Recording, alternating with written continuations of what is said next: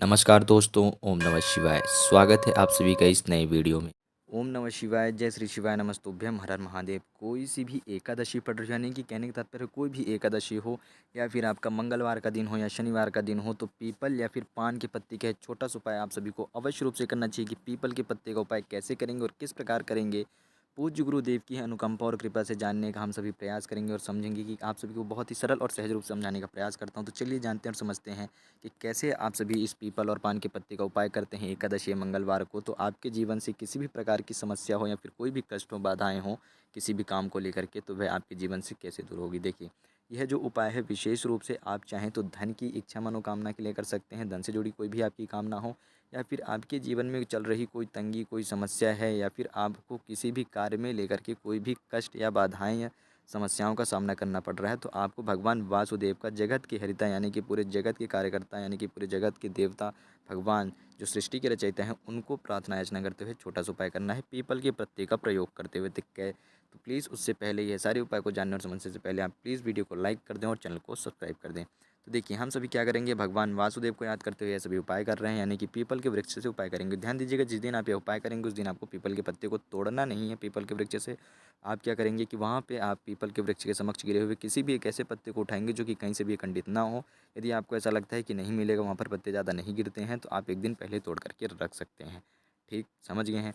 अब आपको क्या करना है कि भगवान वासुदेव के समक्ष यानी कि भगवान नारायण के समक्ष अपने घर में या फिर पीपल के वृक्ष में या फिर किसी भी मंदिर में आप जाकर के बैठेंगे। पीपल का पत्ता लेकर के जाएंगे, हल्दी और तुलसी जी की जड़ से मिट्टी में उठा करके ले जानी। कहाँ क्या लेकर जानी है, ध्यान दीजिएगा, हल्दी और थोड़ी सी तुलसी जी वाली मिट्टी उठा करके ले जानी। इन दोनों को आपको घोल करके अच्छे से लेपन बना लेना है। अब यह साथ ही साथ अपने को ले लेना है एक पीपल का पत्ता। वासुदेव के समक्ष बैठना है, यानी कि चाहे आप अपने घर में करें या फिर किसी मंदिर में करें, या नहीं मिलता है आपको घर या मंदिर, आप घर में ऐसी जगह नहीं है, आप पूजा अर्चना करने के लिए सदैव मंदिर में जाते हैं, तो आप मंदिर में भी पीपल के वृक्ष के समक्ष बैठ करके क्रिया कर सकते हैं।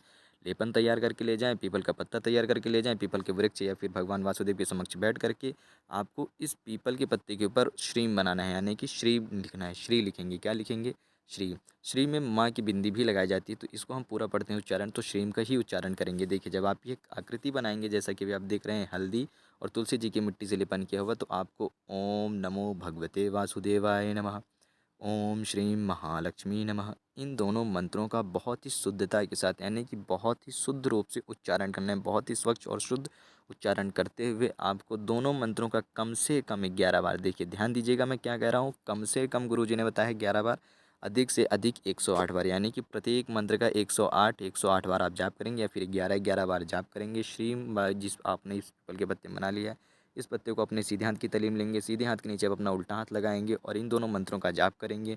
आप प्रणाम करेंगे, इस पत्ते को अपने सिरहाने पर एक बार आप लेकर के जाएंगे, टच कराएंगे, और उसके बाद इसी पीपल के पत्ते को जिसमें आपने श्रीम बनाया है, भगवान वासुदेव से प्रार्थना याचना करते हुए औषधि के रूप में यानी कि कृपा और आशीर्वाद के रूप में आप इसको अपने घर के किसी भी ऐसे स्थान में लेकर के जाके रखेंगे जहाँ पर आप शयन करते हो, विश्राम करते हो, या फिर ऐसे स्थान पर रखेंगे। शयन व स्थान करने वाले व्यक्तियों को, उनको कह रहा हूँ जिनको लगता है कि मेरे काम में, मेरे जीवन में समस्याएं बाधाएं आ रही हैं, वे किसी भी काम को करने जाते हैं तो कोई ना कोई एक नई समस्या, नई विपदा खड़ी हो जाती है, तो आप वह व्यक्ति अपने शयन कक्ष में किसी भी पवित्र स्थान में रखेंगे, यानी कि जिस कक्ष में वह सोते हो वहाँ पे किसी भी ऐसी जगह पे रखें जो पवित्र रहता हो, जो साफ रहता हो, जहाँ पे कोई गंदगी या किसी भी प्रकार का अपवित्रता ना फैलती हो।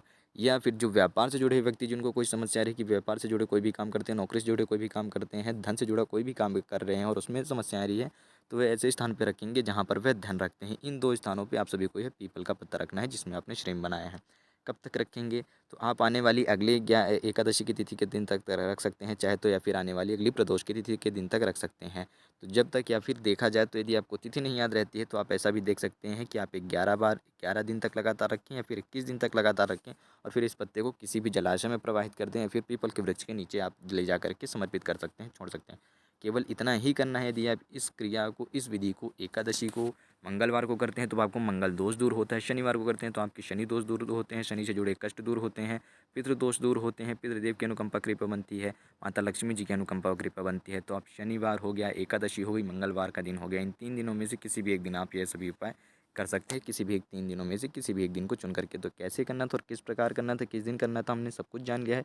पूज्य गुरुदेव की अनुकंपा और कृपा से बहुत ही सरल और सहज रूप से समझने का प्रयास करा है। उम्मीद करता हूँ कि आप सभी समझ गए होंगे। जय श्री शिवाय, नमस्तुभ्यम, हर हर महादेव, ओम नमः शिवाय।